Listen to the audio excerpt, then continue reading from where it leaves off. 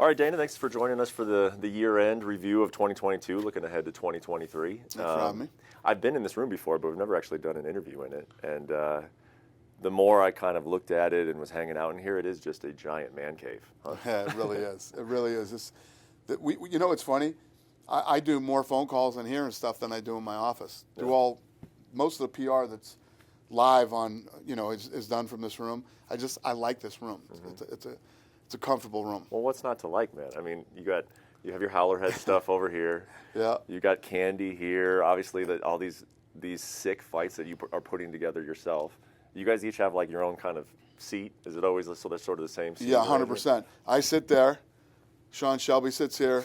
Hunter sits here, and Mick's on the phone right there in the middle. Oh yeah. From Houston. That's hilarious you say that. There is seating assignments in here. Seating assignments. And is the candy for everybody, or is it just like? No, so I have this thing, the whole health thing that I've gone through in the last 5 months. Yeah. But back in the day, I love sweets. Mm-hmm. So it's sort of this psychological thing. I have it all here so that I don't eat it and I don't want it. I know it's weird. That's backwards. I know it's weird. Yeah. So now everybody else here eats it and not me. It's like an alcoholic putting a bunch of liquor around. If it's here, I don't need it and I don't want it. Really? If it's not here, I used to have my assistant running out and buying crazy stuff all the time. So as long as it's here, I won't eat it. That bag of caramel creams is just doing nothing for you right now. No, you know what still bothers me a little bit are the Heath bars. The Heath bars still bother me a little. Yeah. We done with candy forever? This is like a life. I'm done. This is the rest of my life. Yeah, I will eat like this for the rest of my life. Mm-hmm. It's, I've talked about this so much, but it's like, this thing has completely changed my life. Mm-hmm. It's phenomenal. Doctors for 10 years couldn't tell me what was wrong, couldn't fix little things that were wrong with me, including simple stuff that all men go through: snoring and sleep apnea. Yeah. Go do a sleep study, and I guarantee you they're going to put you on a CPAP machine. The other thing, I had a guy in LA that wanted to cut my tonsils out and widen my throat. This guy, Gary Brecka, I don't snore and I don't have sleep apnea anymore, and he did it in 10 weeks. Wild. Yeah, I could not endorse it enough. And I got people that I bring in all the time to do blood work and DNA testing with them too.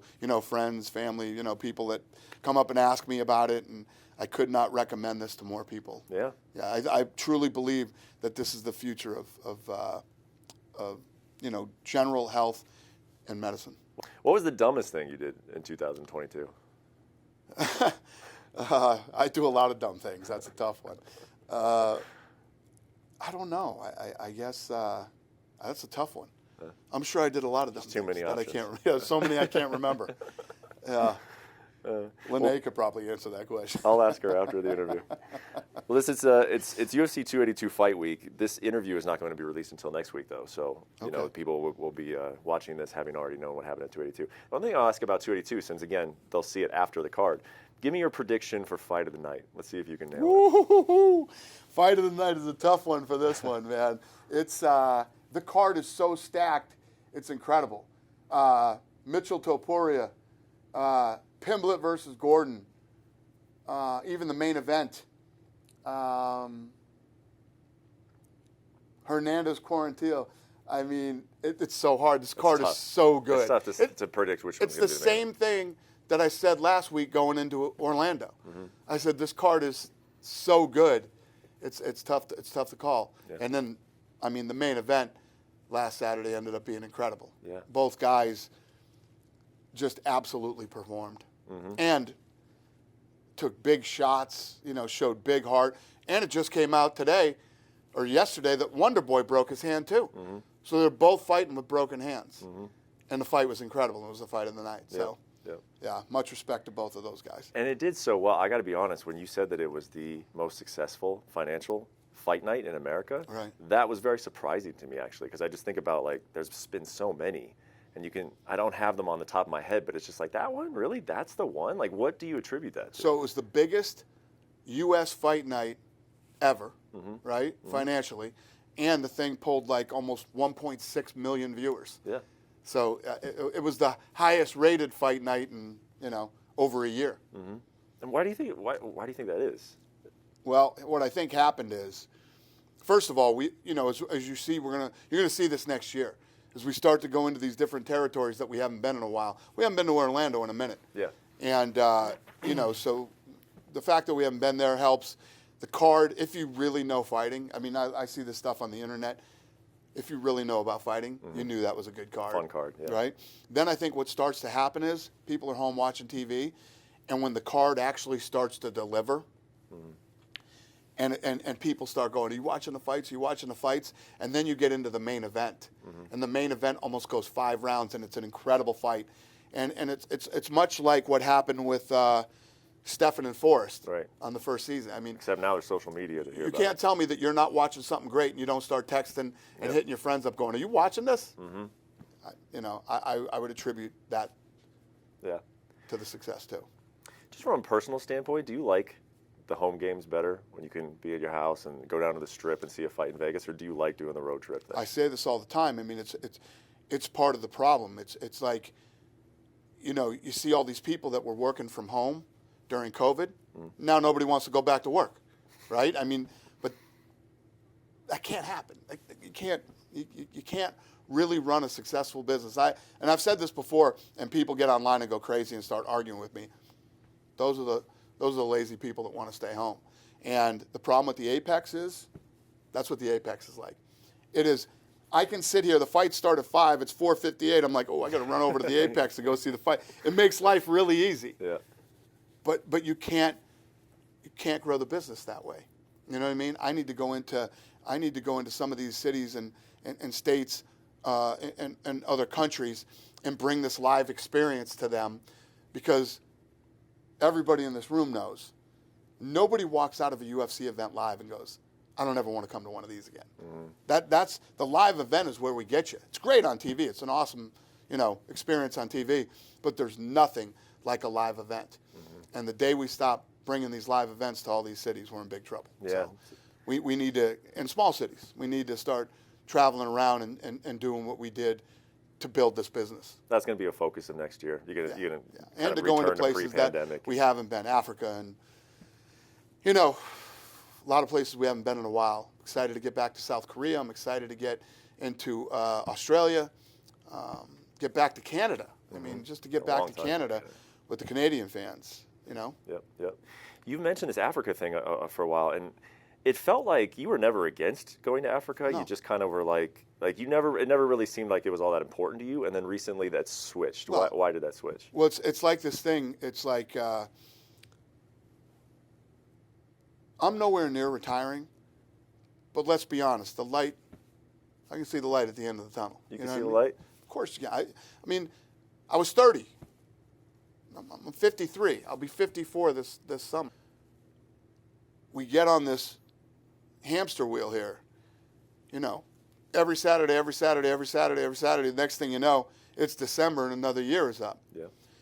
So if I don't seriously start looking at Africa and making the moves to do something over there, another 10 years will be gone. And, so it's a focus for me right now. It's something that I want to do, and once I set my mind to doing something, I do it. And you want to do it, I guess, because if you take an event to Africa, is it safe to say that it probably will actually cost you a little bit in terms of 100%? But that's the thing. That's what we keep doing. We keep reinvesting in the sport. Right. We spend millions and millions of dollars to make sure that this sport grows and gets bigger every year. The PI that I'm building down, PIs aren't cheap. Everything is free. There's not like you open a PI and you sell a bunch of memberships and you run a business. PIs are free. PIs are expensive. But to grow the sport, these are the type of things you need to do. Because unlike in basketball, you can throw a basketball hoop up anywhere and kids can start playing basketball. This is a much different sport. You have to have the proper training, nutrition. These guys have to train right. But when you build these things all over the world and you get these young kids coming in off the streets and training, watch what happens in 5-6 years. Look what we did in China. We went into China with a plan, with a vision. We built a PI, and look at Weili Zhang. Look at Leach and all the other talent that's coming out of China now. You know what I mean? Wait till we build a PI in Mexico and China. and watch what happens. Yeah, yeah. Wait, do you have like a? Did I say China? Africa. Yes, Africa. Africa and Mexico. You said that you would need to send a team over and look at Africa and just kind of look at the logistics. When will that happen? This year. It'll happen this year. Really, so I had a team go down to Mexico. They found a spot. We did the deal, and literally, the deal blew up right before COVID. Mm-hmm. Thank God. Couldn't have worked out any better for us. Guys just went back down. We got another space, and we're starting to build. Yeah. Is there anything else on, as you say, I can see that I'm not going to be doing this forever. So you get asked this all the time, but I've never really heard you say that, that you can see the light at the end of the tunnel. You got to get going on some of these things. What are some of the other things? I'm 53. I mean, I'm 53 years old. The last 23 years went by like this. Yeah. I mean, I can't remember what we were talking about the other day, something with the sport and the fight. I mean, the Fertittas have been gone for 7 years. 7 years, yeah. How the hell did that happen? Yeah. That's what I'm saying. If I don't focus on this and get this thing done, another 7 years will be gone. And then what? I get this thing done, I can have a PI up and running there in the next couple of years, and we can actually start to pump some talent out of there. But what really kicks the whole thing off and makes it explode is a live event. Mm-hmm. Everywhere look at Australia. When we went into Australia, didn't even. I'm sorry, I keep swearing on this thing. No, that's fine. That's fine. Look at Australia. When we went into Australia, this didn't even exist there. Mm-hmm. Look at the talent that's coming out of Australia now. You know what I mean? Multiple world champions from that region. Mm-hmm. This is what you do. This is what you have to do. You have to reinvest in the sport to grow it, and that's what I'm going to continue to do. But there's, and I should be looking at getting this stuff done before I'm done. I'm 53, and time is just flying now. Yeah. Does it scare you to think about a day where you're not running this place? No, not at all. Like I said, it's not going to be any day soon. But no, it's like when you look at the success of the UFC, people look at me and they talk to me and they say, "Wow, look at all the things you've accomplished." And I never look at all the things we've accomplished. I'm looking at all the stuff we haven't done yet. I don't ever look at the stuff that we've accomplished. Mm-hmm. Every once in a while, you got to step back and say, "Oh, yeah, this is great, but there's no time for that. There's so much more stuff that has to be done." Mm-hmm. Yeah, and that's what I'm always thinking about, what's next. How are you breaking up your time these days? Not good. It hasn't been good. I was 45 minutes late to this interview.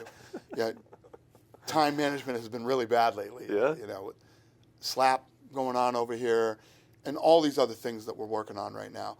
I feel like, thank God I got 10X, because I'm telling you this, I don't know if I've ever been busier than I am right now. Mm-hmm. And I didn't think that was possible, but I feel like I'm the busiest I've been ever, or at least in a long time. As far as the UFC goes, we'll set slap aside for a second. Like, what is your role? Has it changed over the course of time? Like, are you in terms of the responsibilities that you're handing out, and is your role a lot different than it used to be? Yeah, no, it's not different. It's just been restructured. I've restructured the entire office and the way that things run here. There's certain things that I don't want to do anymore. You know what I mean? There's certain things that I don't want to do anymore, so I'm going to find somebody else to do it. And I've built, since the Fertittas left, I've built an incredible team here. Mm-hmm. Incredible team. The things that we're handling now, the things that we're doing, I like the way that this is running. I like the synergy that I have with everybody here. Again, I'll go back to COVID. If you look at the attitude, the narrative, everything that went on with COVID, this whole team rolled with me.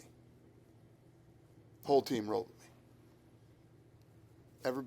Everybody worked through COVID. Everybody stood by me and trusted me that I was going to do the right thing by everybody. And, I've said this a million times, but it's true. Me and this team are stronger than we've ever been. Mm-hmm. Our Christmas party is Sunday, and we're going to have a blast. And, it's just, I couldn't be happier with the way the business is running, the people that are doing it with me. the team that I've built up here that's around me, just it literally could not be better. If you ask me next year, what's one thing that you would change around here that would make nothing? We couldn't be more perfect than we are right now. I just hope it continues to stay this perfect. Yeah. One of the things that maybe you've handed off, are you still as involved with every kind of nitpicky, like fighter negotiation, contract negotiation? Like, are you still heavily involved in that stuff? On the higher level, I am. They come and, every Tuesday we have a matchmaking meeting and they walk me through stuff. And obviously, Hunter Campbell is my right-hand man. And, Hunter just keeps me in the loop on all this stuff, doesn't make any moves without making sure I'm cool with it. And, back in the day, it was me and Lorenzo that did all that stuff. And, now Hunter, Sean, and Mick handle a lot of that. So, like, I don't want to do that anymore. Yeah, well, I did that for friggin' 20-something years. I'm good. For sure, and I'm not surprised to hear you say that you don't miss that part. But like, as a media member for myself, like, we come to these press conferences, we're like, hey, what's the update with Francis Ngannou? Is that you? Are you handling that? I know every detail of it.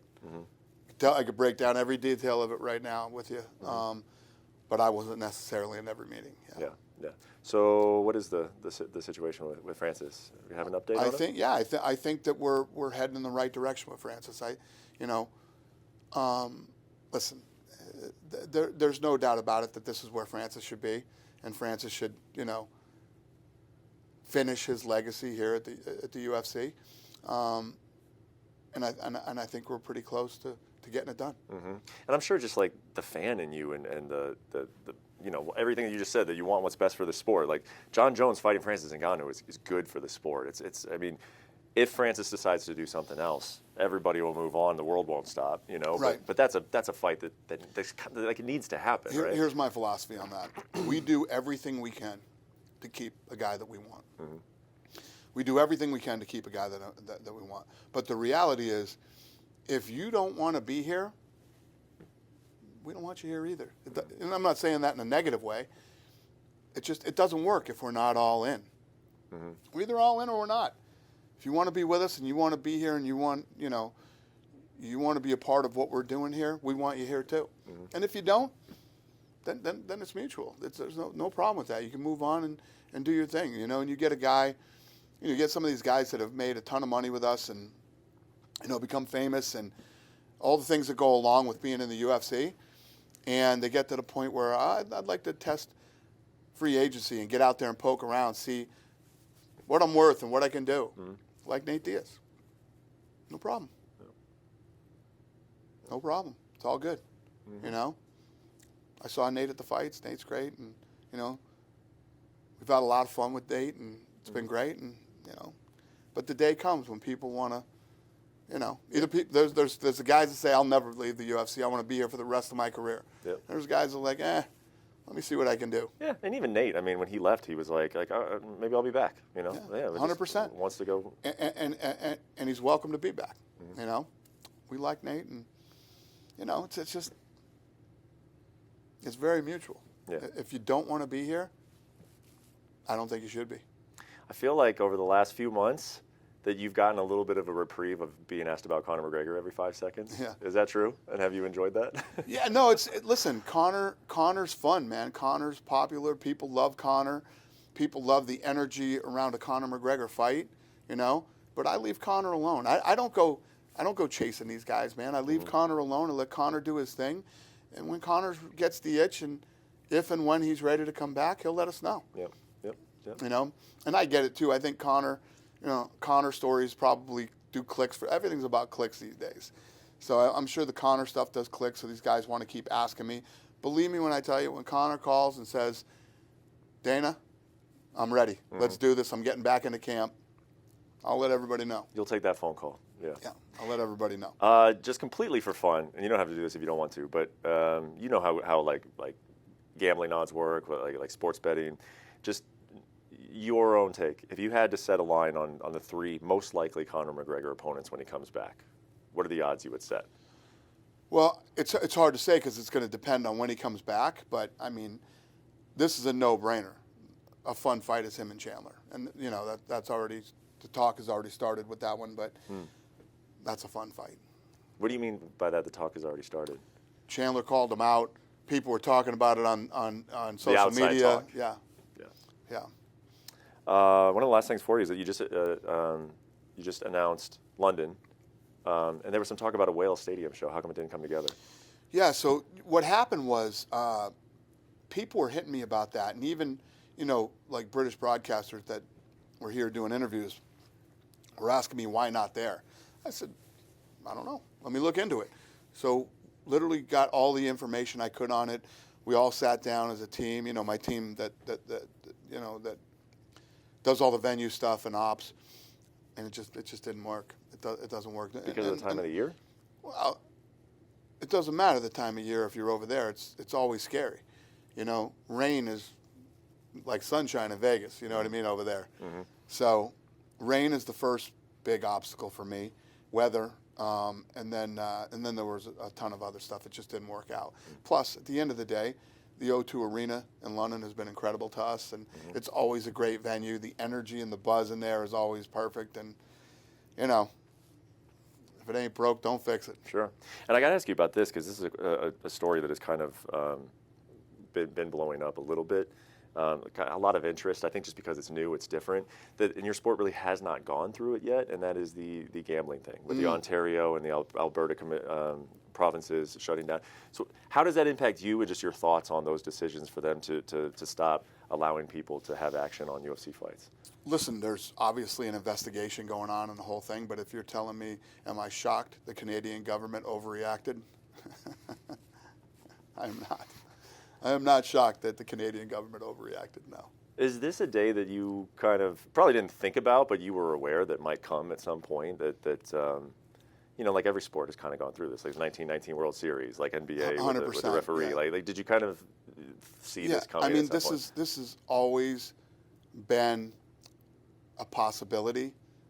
I just felt like, a lot of the guys that I've dealt with, I always liked, it's like with the whole, when we got into USADA and all this other stuff, I always like to give these guys the benefit of the doubt that and at the time, you got to think back, you really couldn't bet enough on MMA to make it worth ruining your life. Uh-huh. There wasn't enough money in it. You know what I mean? If you could go somewhere and you thought you could bet, make $1 million or something on some, or hundreds of thousands of dollars, you would think that would happen. But, here we are. Yeah. Here we are. It's, nothing ever shocks me in life when people do dumb stuff. It's part of the process. It's just something else we got to deal with. I mean, would you even label it a concern, fight fixing in your sport? Huge concern. Now it is. You are concerned about it. Now that there's an investigation and it could be possible that it happened. Yeah. Now it's something that we really have to, we've always told the fighters as all the gambling stuff started to heat up and, stay away from gambling. Obviously do you know how stupid you have to be to get involved in something like that? I mean, everybody that it gets caught. You always get caught. And all they have to do is follow the money. Follow the money. But there's a lot of people in prison for really dumb stuff. People really are that stupid, and things are going to happen. And if this is all true, and this investigation ends up that this really happened, people are going to go to prison. People aren't going to go to jail. People are going to go to prison, and hopefully everybody else is watching and taking notes. Yeah, and so reading between the lines there, what you're saying, because I've seen, like it's been rumored that the FBI is involved. Has it gone up to that level? There's an investigation going on. I can't talk about any of this stuff. It's, it's crazy. That is crazy. It's unfortunate. Do you think that regardless of what happens, maybe let's even say it's like the worst case scenario, do you think it has a lasting impact on your sport and what you're able to do and like the conversations that you need to have with certain people? No, it's like you said, this has happened in every sport. In every sport, somebody thinks they're smarter than everybody else when really they're the dumbest guy in the room. And you will get caught. You will get caught. and you will go to prison. Yeah. So it is what it is. Yeah. If you're that dumb and you're willing to take that risk for money, ruin your life for money, you know, we can tell people till we're blue in the face. It's the same thing as steroids. Performance-enhancing drugs. Don't do it. You saw it as testing. You're going to get caught. Yada, yada, yada. Mm-hmm. And, you know, but this is a whole nother level.